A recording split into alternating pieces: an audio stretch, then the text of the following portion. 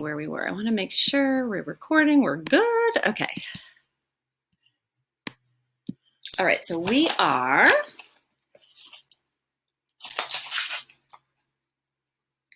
Hold on. I just got to get a little organized here. Okay. So we left off. Let's see. So just, whenever I start, where I stopped off, what I try and do is think, okay, what was happening the last time I was reading? So I remember at the beginning of chapter 4, Herbie is going up and he's a little nervous.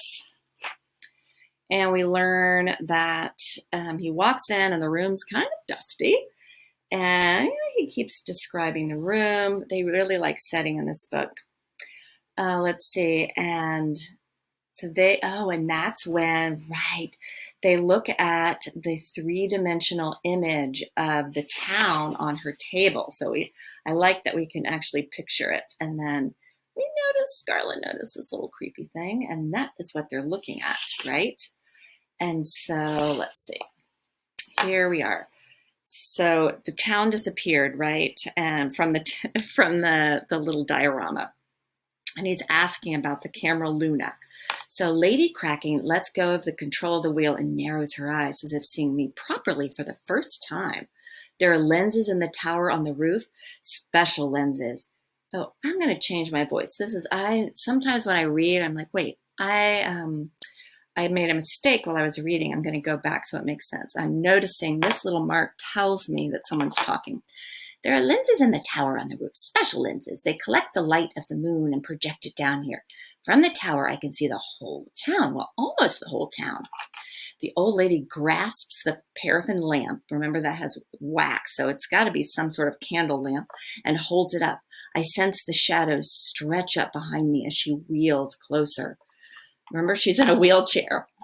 Remind me, Mr. Lemon, says Lady Kraken, how long have you been here? About 5 minutes. No, Lady Kraken rolls one wizened eye, but only one. Don't be a dunderbrain, boy. I mean, how long have you been with us at the hotel? Well, I get my fingers out and tot up the seasons. 5 years almost to the day. Tot meaning total up, add up. It's funny, that was a word in my crossword puzzle yesterday. So 5 years, Lady K blinks, lowering the lantern. Is it really 5 years already? I recall it as if it were yesterday.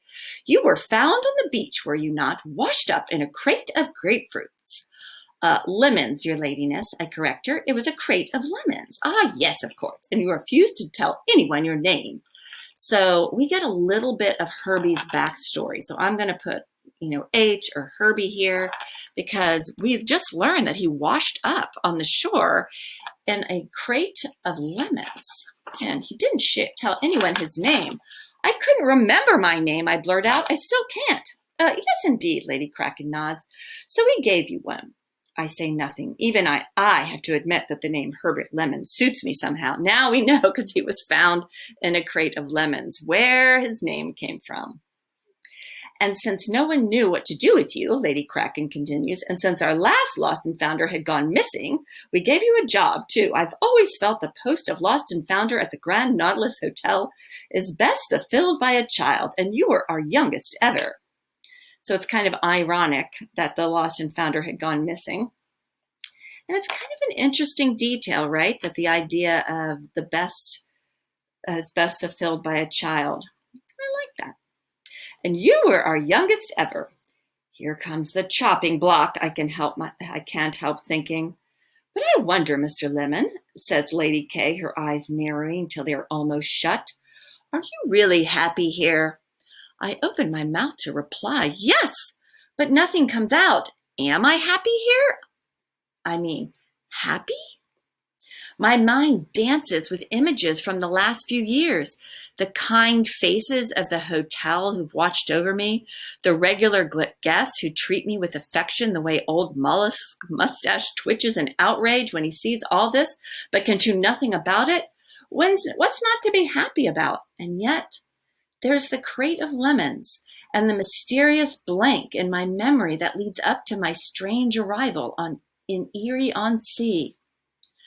I can honestly say, Lady Kraken, I say eventually, that the day you made me lost and founder was the best day of my life.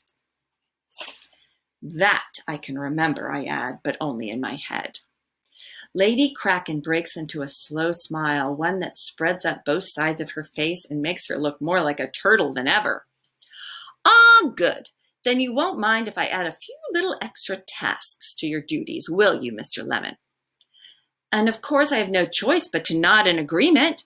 Because you see, Lady K continues, leaning in closer still and lowering her voice, there is one place in this town that I can't see with my camera Luna, and that's inside my own hotel. But you, Mr. Lemon, you could be my eyes and ears, could you not? My eyes and ears both inside the hotel and beyond. You could be my spy. I nod again and manage to suppress a squeak. And you would tell me, wouldn't you, Mr. Lemon, if something strange were to happen in the Grand Nautilus Hotel? You wouldn't keep secrets from me, would you, boy? Lady Kraken gives me a long, wrinkly stare that I swear I can feel at the back of my skull. You would tell me about any strange visitors you might have had down in your lost and foundry. A man, for example, with a boat hook for a hand. As it happens, there was someone like that. Then it's true, Lady K gasps. He has returned. We learned a little bit about Hookman. He said he lost something. Something? Lady Kraken's voice is a hoarse whisper of excitement, and she grabs my arm again. What sort of something? Well, more of a someone, actually, I say. A girl, he said. So I said, I don't do people, just things. So he said, a girl. Lady Kraken leans back in surprise, letting go of me. What sort of girl? Well, a lost one, I suppose.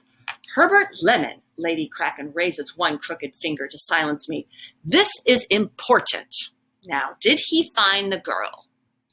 I look back at her. A small voice in the corner of my mind tells me to be very careful about what I say next.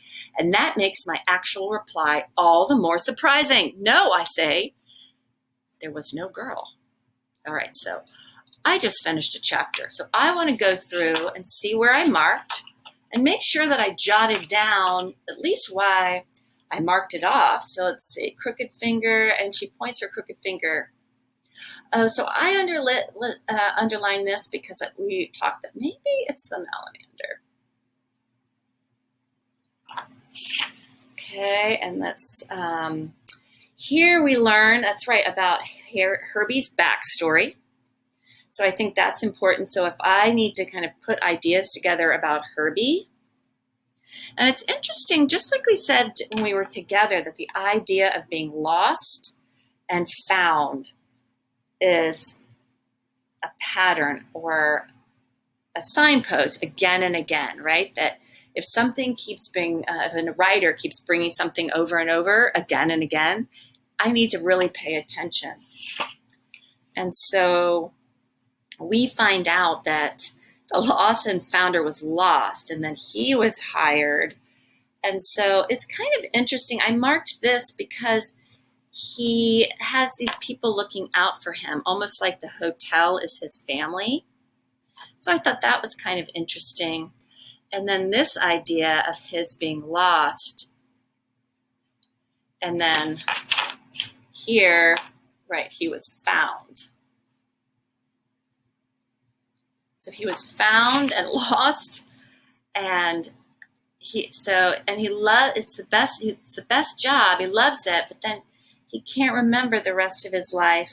And here I felt like this was important because Lady Kraken wants Herbie to tell the truth, right?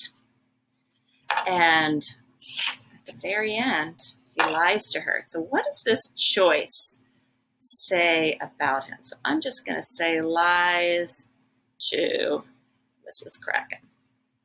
And then I know to help me remember the plot, I'm going to jot down Herbie goes to Lady Kraken. She asks Herbie to spy for her. We get his backstory. They see Mr. Seagull. I don't know. I thought that was interesting. Maybe. So anyway, because I'm curious what he's looking for. All right, so that is the end of chapter 4.